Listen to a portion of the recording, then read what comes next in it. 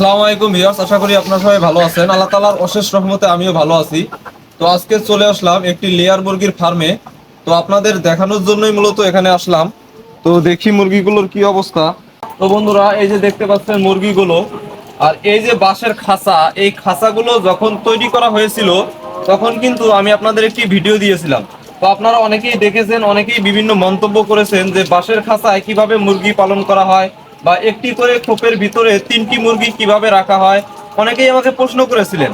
তো এই যে দেখেন, তো বন্ধুরা এই যে দেখতে পাচ্ছেন একটি খাঁচার ভিতরে 4টি করে মুরগি। এই দেখেন, এই যে দুইটা চারটা, এই যে প্রত্যেকটা খুপির ভিতরেই 4টা করে মুরগি। তো এই মুরগিগুলো কিন্তু এভাবেই অভ্যস্ত হয়ে গেছে। তো সবকিছু কিন্তু অভ্যাসের দাস, অভ্যাস আপনি যেভাবে করাবেন সেই জিনিসটা ঠিক সেভাবেই অভ্যস্ত হবে। তো মুরগিগুলোর বয়স কিন্তু এখন 5 মাস চলতেছে। তো মুরগিগুলোর ডিম চলে আসছে। তো আমি আপনাদের দেখাই, এই যে ডিম চলে আসছে। তো ডিমের সাইজ কিন্তু ছোট, যেহেতু মুরগিগুলোর বয়স কেবল 5 মাস। এগুলো যখন 6 মাস পার হয়ে যাবে ডিমের সাইজ আস্তে আস্তে বাড়তে থাকবে। তো অনেক ডিম পেড়ে রাখছে। তো এই মুরগিগুলো কিন্তু টানা 18 মাস ডিম দিয়ে থাকে। আর লেয়ার মুরগি কিন্তু দুই জাতের হয়ে থাকে। এক ধরনের লেয়ার মুরগি কিন্তু এই সাদা রঙের ডিম দিয়ে থাকে। আর এই যে দেখতে পাচ্ছেন লেয়ার মুরগিগুলো, এটা কিন্তু লাল রঙের যে লেয়ার মুরগিটা, এটা যে ডিমগুলো এরকম লালচে কালারের হয়ে থাকে। তো এই লাল রঙের যে লেয়ার মুরগিগুলো, এই মুরগিগুলো কিন্তু সাইজে একটু বড় হয়। আর যে মুরগিগুলো সাদা ডিম দিয়ে থাকে, সেই সাদা ডিম দেওয়া লেয়ার মুরগিগুলো কিন্তু সাইজে একটু ছোট হয়। সাদা ডিম দেওয়া লেয়ার মুরগির খাবার খরচটাও একটু কম, কারণ এদের খাবার পরিমাণও কম লাগে। তো ডিমগুলো এখানে রেখে দেই। তো আপনাদের আমি দেখাই যে এই লেয়ার মুরগিকে কি খাওয়ানো হয়। তো বন্ধুরা, এই যে দেখতে পাচ্ছেন আমার হাতে খাবার, এটাই কিন্তু লেয়ার মুরগিকে খাওয়ানো হয়। এখানে বিভিন্ন উপকরণ, ভুট্টা, তারপরে ডিসিবি, বিভিন্ন প্রোটিন, এগুলো দিয়ে মিক্সার করে এই মুরগিগুলোকে খাবার দেওয়া হয়।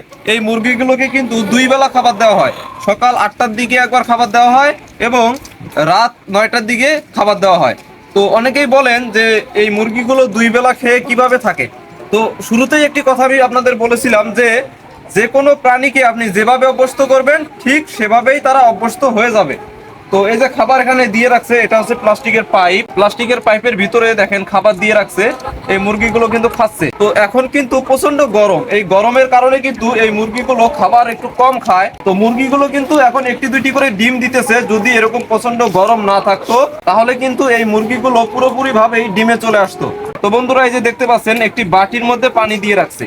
তো অনেকেই বলেন যে এই পাইপের মধ্যে পানি কেন দেওয়া হয় না, বাটির মধ্যে পানি কেন দেওয়া হয়। কারণ মনে করেন যে এই খাঁচার ভিতরে যদি একটি মুরগি অসুস্থ হয়ে যায় আর এই পাইপের মধ্যে যদি পানি দেওয়া হয়, তাহলে এই অসুস্থ মুরগিটা লালা কিন্তু এই পাইপের মধ্যে পড়ে যাবে আর ওই মাথা পর্যন্ত চলে যাবে। এই অসুস্থ মুরগির লালাটা কিন্তু অন্যান্য মুরগি খেয়ে ফেলবে আর মুরগিগুলো অসুস্থ হয়ে যাবে। এই কারণেই মূলত পাইপের মধ্যে পানি দেওয়া হয় না, এই বাটির মধ্যে পানি দেওয়া হয়। এক একটি করে খাঁচার সামনে এক একটি করে বাটি দেওয়া হয়েছে। মোট কথা একটি বাটিতে 4টি মুরগি পানি খেতে পারবে। তো বন্ধুরা, এই যে দেখতে পাচ্ছেন ডিমগুলো, তো এই ডিমের কিন্তু বর্তমানে অনেক চাহিদা। তো অনেকেই কিন্তু লেয়ার মুরগি পালন করতে চান। তো লেয়ার মুরগি যদি আপনারা পালন করতে চান তাহলে অবশ্যই নিজের কিছু নগদ টাকা থাকতে হবে, কারণ এই লেয়ার মুরগি কিন্তু মানুষের টাকার উপর নির্ভর করে এই খামারটা করা যাবে না, তাহলে অবশ্যই আপনার লস হবে। যদি নিজের নগদ অর্থ আপনার থেকে থাকে তাহলে কিন্তু আপনারা এই ব্যবসাটা শুরু করতে পারেন, কারণ এটা একটি লাভজনক ব্যবসা। তো ঝুঁকিও আছে। তো সবকিছু একটু রিস্ক নিয়েই করতে হয়, কারণ রিস্ক না নিলে জীবনে সফল হওয়া যায় না। এই ছিল আজকের ভিডিও। তো আপনারা সবাই ভালো থাকবেন, সুস্থ থাকবেন। আল্লাহ হাফেজ।